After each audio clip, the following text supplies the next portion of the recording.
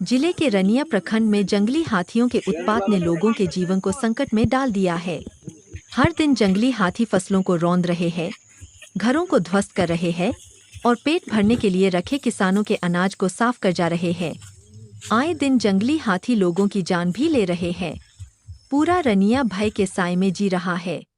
आलम यह है कि गांवों की महिलाएं बाल बच्चों को लेकर मायके जा रही है।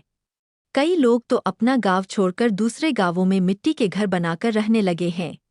इन सबके बीच शासन प्रशासन मूक दर्शक बना हुआ है। मुआवजे के आवेदनों का निष्पादन भी सालों साल से लंबित है।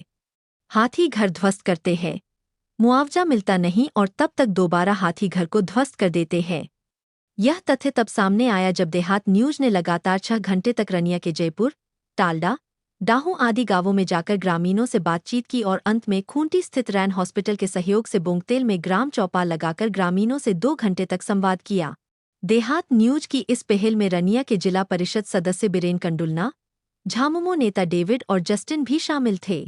चौपाल में ग्रामीणों के एक एक शब्द उनके डर, बेबसी और लाचारी को बयां कर रहे थे। उल्लेखनीय है कि एक दिन पहले ही बुधवार की शाम 6 बजे ग्रामीणों ने कृष्णा सिंह का अंतिम संस्कार किया था, जिन्हें जंगली हाथियों ने मंगलवार की रात लगभग 9 बजे कुचलकर मार डाला था। 2 लोगों ने पहाड़ से कूदकर बचाई जान। चौपाल में बातें शुरू होते ही लोग कहने लगे कि वे पूरी रात सो नहीं पाए। जंगली हाथियों का झुंड अभी भी डाहू पहाड़ में है, जहां से शाम ढलते ही हाथी पहाड़ से उतरकर कभी अकेले, कभी 4-5 तो कभी 12 से 13 के झुंड में बोंगतेल, जराटोली, राजाडेरा, तुम्बुकेल, डाहू, उलुंग और पुराना पानी गांवों में पहुंच जाते हैं। बुधवार को अपराह्न लगभग 3 बजे जराटोली के जेना सुरीन अपने एक दोस्त के साथ बकरियां चरा रहे थे। तभी एक जंगली हाथी तेजी से उनकी ओर बढ़ने लगा। दोनों जान बचाने के लिए भागे और एक ऊंची चट्टान से नीचे कूद गए, जिससे उन्हें गंभीर चोटें आईं। वहीं टमाड़ी गांव में अमर कंडुलना के घर को बुधवार की रात हाथियों ने ध्वस्त कर दिया। जंगली हाथियों के लगातार उत्पात से बोंगतेल गांव के लोग दहशत में हैं।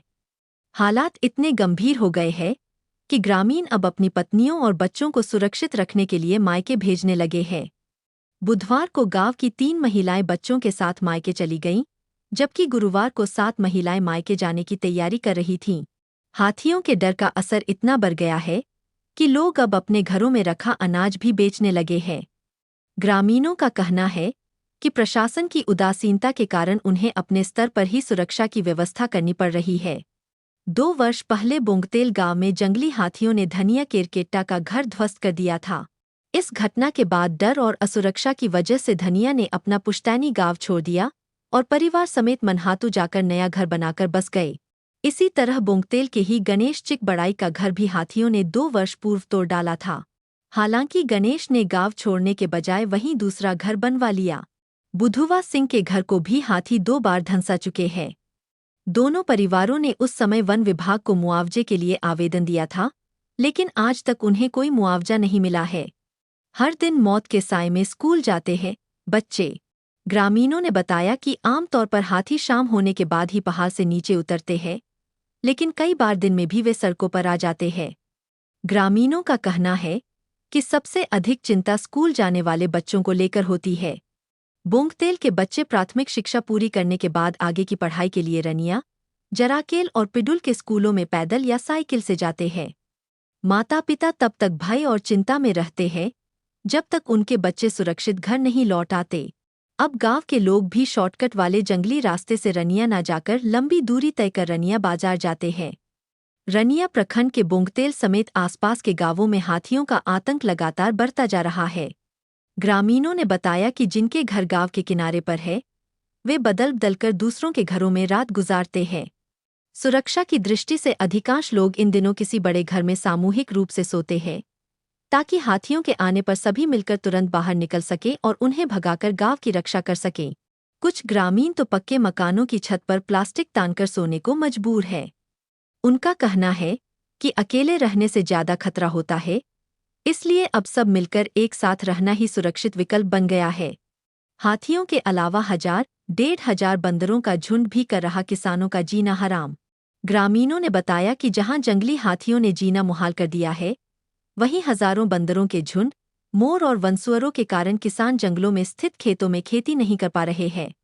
ग्राम चौपाल में ग्रामीणों ने बताया कि एक साथ 1 से 1,500 बंदरों का झुंड आता है और तैयार फसलों को साफ चट कर जाता है। उनका कहना है कि इन बंदरों को भगाना हाथियों को भगाने से भी ज्यादा मुश्किल काम है। रनिया प्रखंड के लोग जंगली हाथियों और अन्य वन्य जीवों के उत्पात से त्रस्त है। इन्हीं समस्याओं के समाधान की मांग को लेकर ग्रामीण 10 सितंबर को रनिया बाजार टाणा में एक विशाल सभा करेंगे। यह जानकारी जिला परिषद सदस्य बीरेन कंडुलना ने दी। उन्होंने बताया कि हाथियों और बंदरों के लगातार उत्पात से ग्रामीणों का जीवन कठिन हो गया है। इस समस्या से विधायक सुदीप गुड़िया को भी अवगत कराया गया है। कंडुलना ने कहा कि वन विभाग मुआवजा देने में लगातार विलंब कर रहा है, जिससे प्रभावित परिवारों की परेशानी और बढ़ जाती है। उन्होंने स्पष्ट किया कि यह सभा केवल तत्काल राहत और स्थायी समाधान पर केंद्रित होगी, ताकि मिलकर इस समस्या से निपटने का रास्ता निकाला जा सके। वन विभाग की टीम की मुलाकात रनिया के होटल में चाय पीने के दौरान हुई। टीम ने देहात न्यूज को बताया कि हाथियों की सही संख्या बताना मुश्किल है, क्योंकि वे लगातार इधर-उधर आते जाते रहते हैं। टीम ने सरकारी प्रावधानों की जानकारी भी दी। हाथी द्वारा मारे गए व्यक्ति के आश्रित को 4 लाख रुपए, स्थायी विकलांगता पर 2.5 लाख रुपए, फसल क्षति पर प्रति एकड़ 13,000 रुपए। हाथियों को भगाने के उपाय। वनकर्मियों का कहना है कि लाल मिर्च जलाने से हाथियों को गांव में आने से रोका जा सकता है। वहीं ग्रामीणों ने बताया कि रॉकेट, पटाखा छोड़ने से भी हाथी भाग जाते हैं। ग्रामीणों की प्रमुख मांग है कि हर गांव में कम से कम 2 सोलर हाई मास्ट लाइट लगाई जाएं, जिससे हाथी रात में गांव में प्रवेश न करें। आंखों के आंसू नहीं सुख रहे पार्वती के। मंगलवार की रात कृष्णा सिंह को जंगली हाथियों ने मार डाला। उनके शव को बुधवार को गांव में जंगल के किनारे दफना दिया गया। वन विभाग द्वारा 50,000 रुपए अनुग्रह राशि प्रदान की गई और 3.5 लाख रुपए सरकारी प्रक्रिया पूर्ण होने के बाद दी जाएगी। लेकिन शायद ये राशि पार्वती देवी, कृष्णा सिंह की विधवा, के आंखों के आंसू नहीं रोक सकते। गुरुवार को देहात न्यूज संवाददाता दिवंगत कृष्णा सिंह के घर पहुंचा। पत्नी समेत कई महिलाएं घर से बाहर आईं। गांव के कुछ लोग भी जमा हो गए। पार्वती के आंखों में आंसू थे। गांव के लोगों ने पार्वती से कहा कि विधायक सुदीप गुड़िया ने कहा है न कि वे आपका इलाज और बच्चियों की शिक्षा दीक्षा की जिम्मेदारियां उठाएंगे। ऊपर वाले पर भरोसा रखिए और बच्चियों का ध्यान पार्वती कृष्णा बनकर कीजिए।